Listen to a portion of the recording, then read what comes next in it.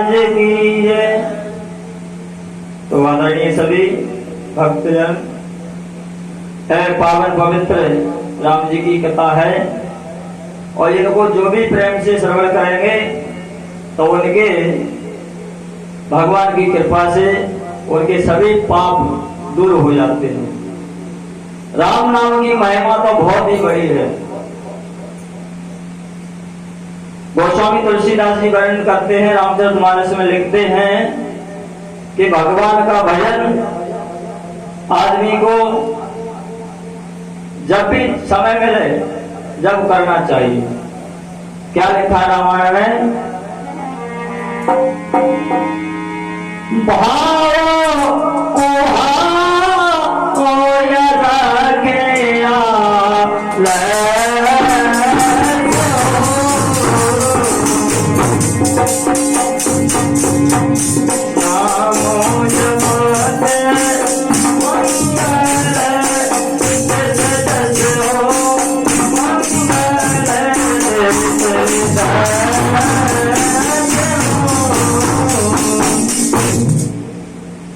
गोस्वामी तुलसीदास जी लिखते हैं कि भाव को भाव रखे आलस हो और नाम जपत मंगल दिस दस हो।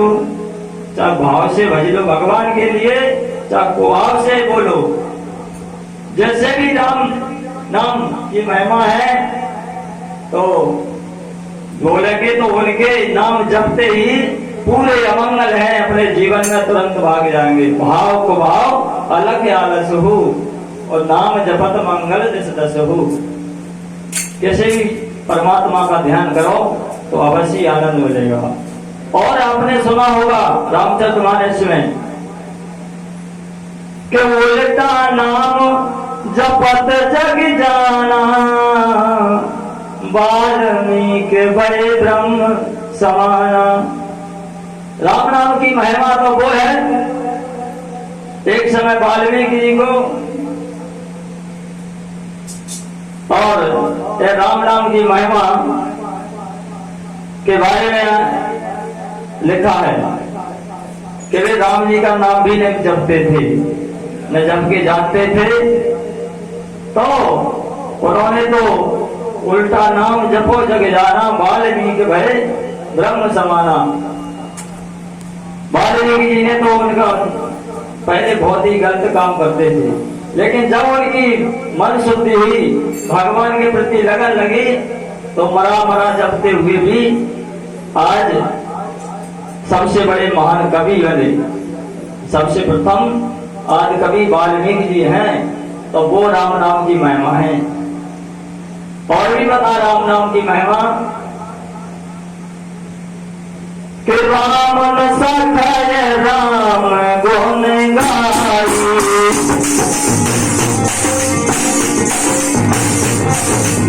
राम सखाय राम गुण गाई।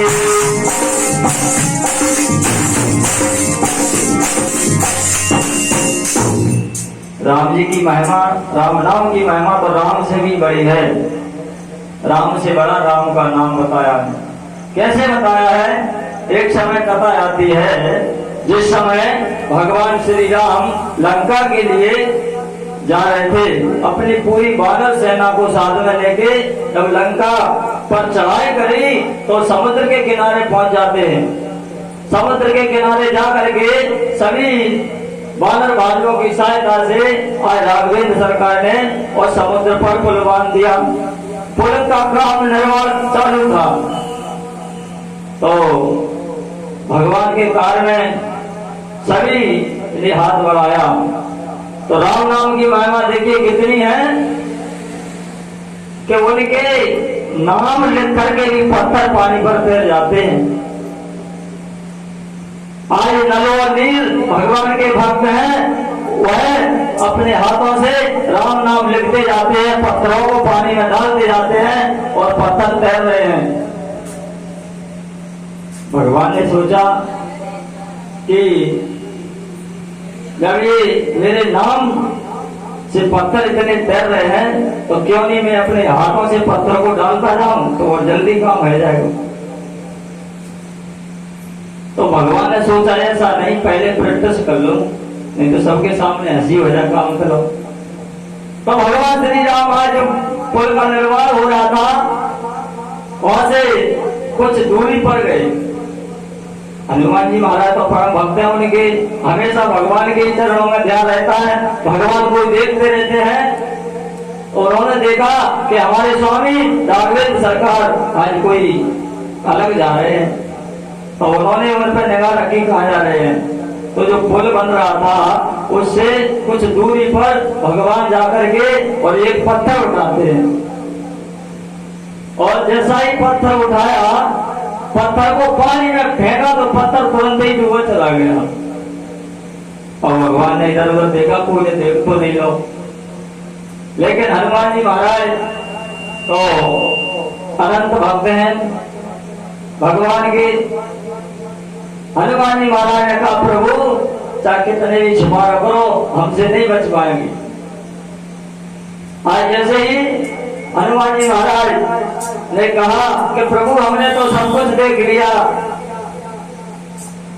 तो देखिए भाव है, कहने लगे कि देखो आपने देख लिया तो सबके सामने मत ही कहना, इस सबका विश्वास टूट जाएगा। तब उनके नाम में वो ताकत है कि इनका नाम पत्थर पर लिखा है और पत्थर पानी पर तैर रहे हैं, लेकिन उन्होंने स्वयं ने पत्थर डाला हुआ डूब गया। इसका क्या कारण है प्रभु मुझे बताइए।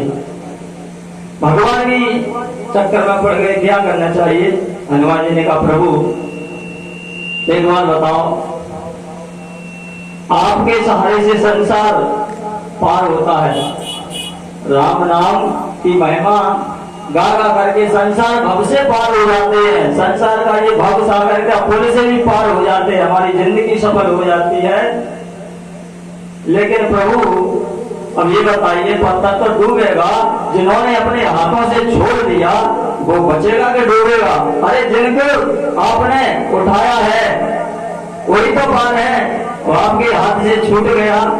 आप कभी जिस आपके शरण में जो कोई आए, आपको जो आप जिसको पकड़ रहे हैं तो वो तो बच ही जाएगा, लेकिन जिसको आप ही छोड़ देंगे तो वो तो डूबेगा ही। बोले प्रभु इसीलिए पत्थर डूबा चला गया। आपकी तो इस प्रकार से हनुमान जी ने और बहुत ही रहस्यमय वाणी को बताया, भगवान का कार्य संपन्न हुआ। बोलिए शंकर भगवान की जय। तो कहने का तात्पर्य है कि राम नाम की महिमा बहुत अपार है। हमेशा जीवन में भगवान का भजन करते रहने चाहिए और राम नाम की महिमा को गाते रहने चाहिए। और कहा है कि राम जी, इसकी आवाज थोड़ी कम करनी चाहिए। भगवान ने तो देखिए जब उस समय उनका अवतार हुआ, जा रहे थे, लेकिन भगवान से ज्यादा उनके नाम ने काम किया है। कैसे किया भैया, जी भैया।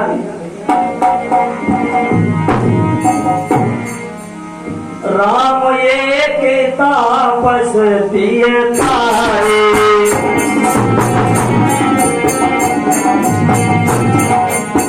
राम एक तापस दिए तारे,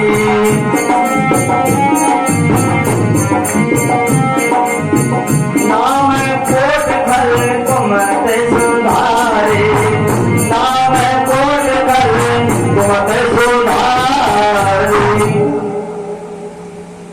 कहा है कि राम एक तापस दिए तारी। अरे राम जी ने तो एक अहिल्या का उद्धार किया, लेकिन उनके नाम ने हजारों करोड़ों जीवों का उद्धार किया है। तो राम से बल्कि राम के नाम की महिमा इस रामचरितमानस में गोस्वामी तुलसीदास जी बताते हैं। इसीलिए हमें भी अपने जीवन में राम नाम रखते रहना चाहिए और अपने गृह कार्य का काम करते रहना चाहिए। तो परम आदरणीय श्रोता सज्जनों, ये भगवान के चरण अपार हैं। तो आज देखिए हम आपका ध्यान भगवान की तरफ ले जा रहे हैं। आज अयोध्या पुरी के राजा दशरथ जी महाराज हुए। और महाराज दशरथ जी बहुत बड़े चक्रवर्ती सम्राट, पूरे पृथ्वी पर इनका शासन था। ऐसे महाराज दशरथ जी थे, इनकी धर्म की ध्वजा इस लोक में नहीं पूरे संसार में और पृथ्वी और पाताल यानी तीनों लोक में उनकी धर्म की ध्वजा फहरा रही। सभी बहुत ही उनकी सराहना करते थे, बहुत ही लड़ने में समझदारी में महाराज दशरथ के समान कोई नहीं था। लेकिन महाराज दशरथ जी एक बात से दुखी थे, जब उस समय उनकी कोई संतान नहीं थी। सब बात की संपत्ति, घर द्वार, महल अटाई, सब कुछ आनंद में था। लेकिन बताया है कि जब उनको भोगने के लिए घर में कोई पुत्र प्राप्ति ना हो तो यह संपत्ति क्या काम की। इससे एक समय क्या हुआ, क्या महाराज दशरथ जी और देवताओं की सभा में भी जाया करते थे। देवताओं की सभा में भी उनको सम्मान मिलता था, इतने बड़े राजा थे महाराज दशरथ। तो देव सभा में पहुंचे तो गोस्वामी तुलसीदास जी लिखते हैं, क्या कह रहे हैं और रामायण में क्या लिख रहे हैं।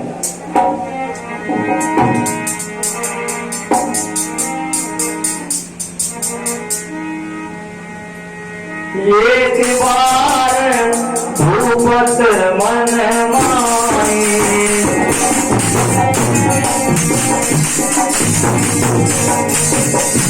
एक बार भूपत मन माई, भई गलानी मोर दुल्हानी, भई गलानी मोर दुल्हानी। एक समय महाराज दशरथ जी सोच रहे कि मेरा चौथापन हो गया, घर में 3 रानियां हैं प्रमुख, और राजा महाराजाओं की तो कई रानियां हुआ करती नहीं। लेकिन एक ही बात की चिंता उनको सता रहती कि हमारे लिए कोई संतान नहीं। तो विचार किया, एक समय उनको बहुत गलानी महसूस हुई कि आज मेरे कोई संतान होती तो सब बात के आनंद है। तो यह सब विपत्ति उन्होंने किसको सुनाई जाए। आज गुरु महाराज के पास जाते हैं और अपनी पूरी बात गुरुजी वशिष्ठ जी के लिए सुनाई। कहे गुरुदेव, सब बात से संपन्न हूं मैं, लेकिन एक मुझे चिंता लगी हुई है कि मेरे इस धन दौलत वैभव सब कुछ है, लेकिन कोई मेरे संतान नहीं है। गुरु महाराज ने समझाया, उनको धैर्य बताया कि महाराज राजा समय आने पर एक नहीं आपके 4 पुत्र होंगे, आप धैर्य धारण कीजिए। तो उनको तसल्ली हुई। लेकिन बताया है रामायण जी में क्या गुरु महाराज के कहने अनुसार महाराज दशरथ जी ने एक बहुत बड़ा यज्ञ का आयोजन किया। चक्रवर्ती सम्राट थे, पुत्र यज्ञ यानी पुत्र प्राप्ति के लिए उन्होंने यज्ञ का आयोजन किया। और श्रृंगी ऋषि बहुत ही ज्ञानवान थे, उस यज्ञ को जानते थे कि ये यज्ञ करने से अवश्य संतान प्राप्ति होगी। तो श्रृंगी ऋषि को बुला करके और आज महाराज ने दशरथ जी ने यज्ञ करवाया। यज्ञ भगवान प्रकट हुए और उन्होंने अभी भी जो यज्ञ का प्रसाद होता है ना, उसी प्रकार से स्वयं साक्षात अग्निदेव यज्ञ भगवान के रूप में प्रकट होकर के और आज यज्ञ का प्रसाद जो फल यानी खीर का दोना सभी रानियों को राजा को प्रसाद दिया कि हे महाराज लीजिए, यह पात्र खीर का फल है, आप अपनी रानियों को खिला देना और आपकी मनोकामना पूरी हो जाएगी। इस प्रकार से उन्होंने पुत्र श्रेष्ठ यज्ञ करके और 3 और रानियां आज देखिए गर्भवती हो जाती है भगवान की कृपा से। जब प्रसव का समय आया तो देखिए जब क्या है ना समय सही आता है तो सब कुछ घर में जो अमंगल है वो वहीं पर मंगल होने लगते हैं। धीरे धीरे समय आया, चैत का महीना था और 9वें तिथि थी, अच्छा सुंदर, और रात के दिन के 12 बजे थी। और आज उस शुभ अवसर पर अयोध्या में महाराज दशरथ जी के यहाँ और भगवान जी का प्राप्त हो जाता है। बोलिए राघवेंद्र सरकार की जय, हनुमान जी महाराज की जय। और भगवान अकेले ही नहीं आए, अपने और भी साथियों को लेकर के आए हैं। किस प्रकार से आए हैं?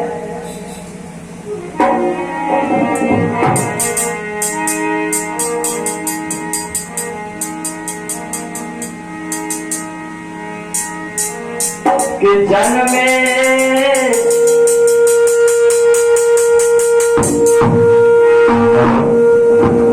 ये सवालों को जग में एक संग सर्व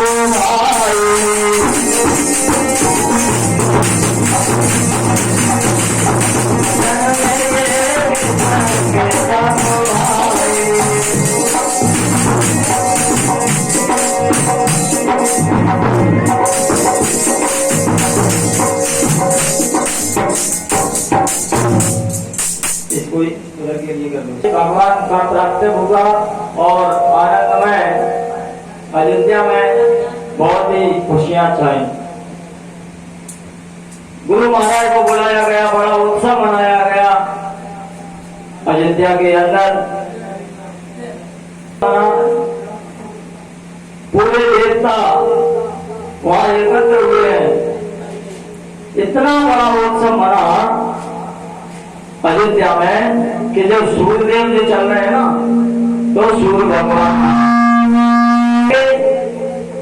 और वहां पर ठहर जाते हैं सभी देवता। बताया है गोस्वामी तुलसीदास जी लिखते हैं,